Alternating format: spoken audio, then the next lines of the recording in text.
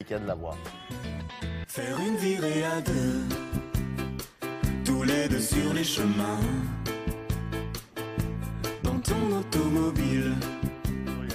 Tous les deux. Selon de récentes études, de plus en plus d'accidents de la route sont dus aujourd'hui à des fautes d'inattention. Fautes d'inattention dues par exemple à un manque de sommeil, donc on titube un petit peu et boum.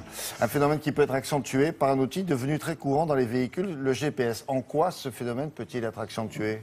La plupart du temps, quand vous roulez à 90 km/h, par exemple, si vous baissez la tête une seconde, c'est 25 mètres.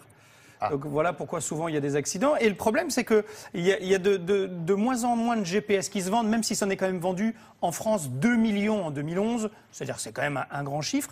Mais le problème, c'est que le premier rival du GPS, c'est ça, c'est le smartphone. Parce qu'il y a le GPS intégré à l'intérieur du smartphone. Qu'est-ce qu'il n'y a pas dans un smartphone? Il y a tout. Donc voilà. Sauf que la plupart du temps, les gens regardent un petit peu de cette manière-là, quoi. Oui. Voilà. Et donc là, bim.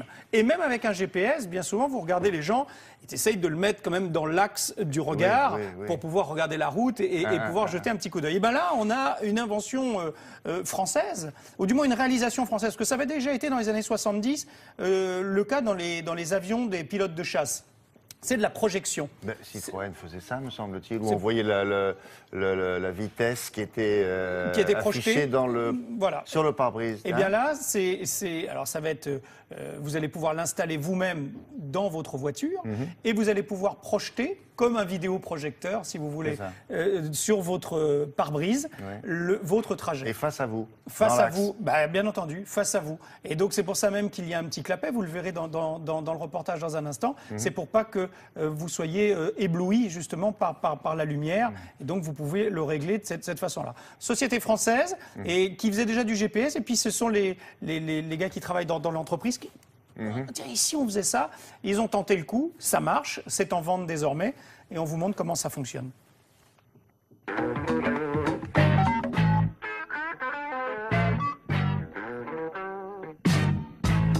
Avec ce nouveau GPS, franchement, là, je vois quand même à travers la projection la route, ce qui est magnifique parce qu'avant, j'avais un GPS classique qui me cachait la vue. Là, du coup, je me sens vraiment à l'aise. Avant, j'étais obligé de me pencher, d'aller toucher l'écran, etc. Là, je fais rien. C'est pas un GPS comme les autres parce que sa particularité, c'est que l'image est projetée et rétro-projetée en fait sur le pare-brise. Donc voici la loupe qui rétro-projette toutes les informations GPS sur le pare-brise.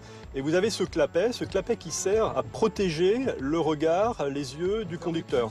Puisque si il n'y avait pas de plaquette, l'éclairage irait directement sur mon visage et m'éblouirait pendant la conduite. Autre avantage, c'est qu'on n'a pas besoin de régler la luminosité, tout se fait automatiquement. S'il fait nuit, la luminosité descend. S'il fait jour avec grand soleil, la luminosité augmente. L'idée, c'est le moins possible de manipulation pour le conducteur. Tournez à droite, puis destination sur la droite. Donc ça, c'est le boîtier de commande du GPS. Donc très simple, il se fixe au volant, il est solide. Il ne bouge pas quand on appuie sur les touches. Il y a très peu de touches en fait, donc c'est intuitif. On n'a pas besoin de réfléchir quand on conduit, donc c'est un élément de sécurité. Voilà. En plus, nous travaillons sur la commande vocale, donc on pourra tout en fait commander à partir de la voix également très bientôt. Et le fait que le boîtier est relativement volumineux, ça vous gêne pas Non, selon Non, je pense que c'est une habitude à prendre. C'est vrai que ça fait peut-être un peu moins classe que les super mini GPS, mais on sait aussi pourquoi on l'a. C'est plutôt pour de la sécurité. Je vous donne le prix. On peut le trouver à partir de 299 €.